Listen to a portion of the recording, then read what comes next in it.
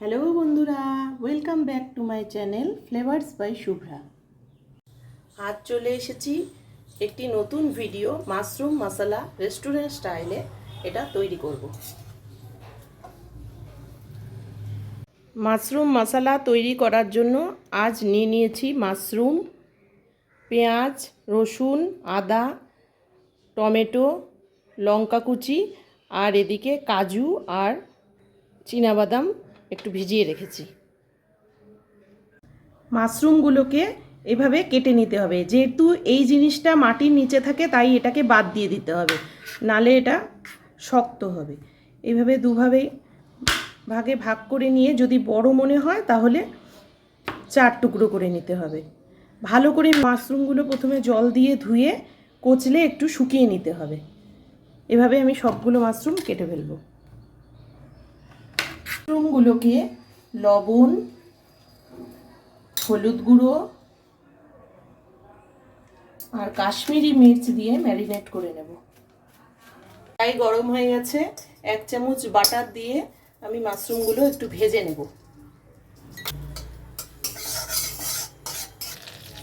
মাশরুমগুলো দেখো বাটারে ছেড়ে দিচ্ছি।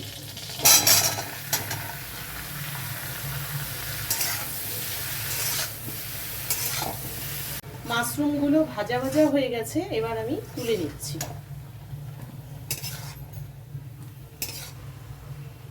কড়াইতে সাদা তেল দিয়ে দিচ্ছি।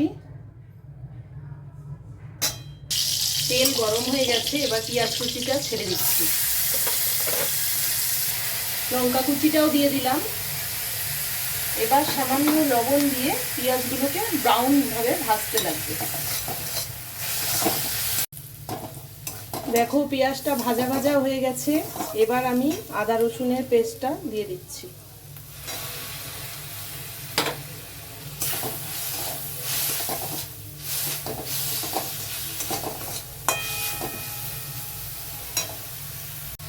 এবার একটু হলুদ গুঁড়ো, কাশ্মীরি মির্চ অল্প অল্প দিয়ে দিলাম। দিয়ে দিচ্ছি টমেটো বাটাটা।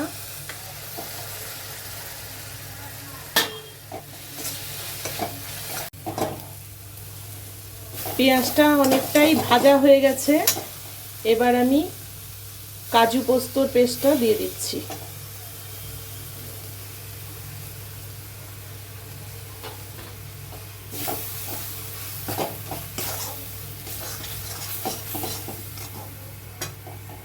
বাদাম দেওয়ার জন্য মশলাটা কড়াইতে লেগে লেগে এসছে। এবারে আমি 2 চামচ টক দই ফেটিয়ে রেখেছিলাম, ওটা দিয়ে দিচ্ছি।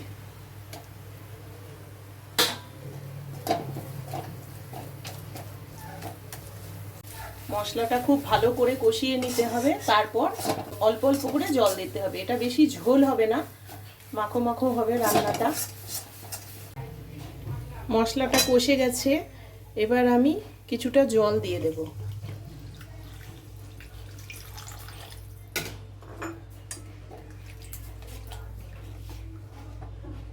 ঝোলটা ফুটে উঠেছে, এবার আমি একটু গরম মশলার পেস্ট দিয়ে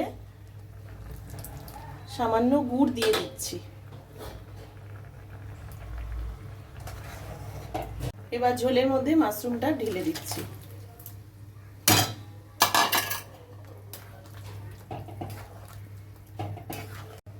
তোমাদের যদি আমার এই রান্নাটা ভালো লেগে থাকে তাহলে আমার পেজটিকে ফলো করে দিও আর ভিডিওটাকে লাইক করে দিও। ফাইনালি মাশরুমটা তৈরি হয়ে গেছে, এবার আমি তুলে নেব।